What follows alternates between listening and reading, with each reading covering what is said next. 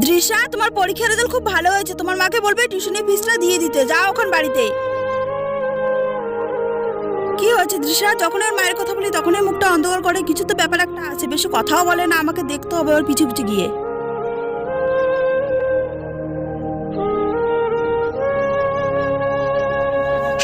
শোনা, আসো এদিকে, আসো এদিকে, আসো না।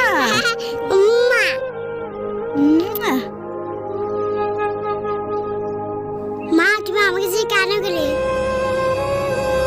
তুমি আমাকে ফেলে কোথায় গেলে মা? কেউ বুঝে না, আমার অনেক কষ্ট হয়। ফিরে আসো না মা আমার কাছে। ওর মা নেই, সেই জন্য ও এত কষ্ট পায়, ওই জন্য ও বেশি কথাও বলে না। আর আমি সবসময় মায়ের কথা বলি, আমার ভুল হয়ে গেছে। দৃশা, আমি সব দেখেছি, তোমার মা নেই বলে তুমি এত কষ্ট পাও। হ্যাঁ, তুমি কষ্ট পেও না, ভগবান সব ঠিক করে দেবে। তোমাকে আর টিউশনি ফিস দিতে হবে না।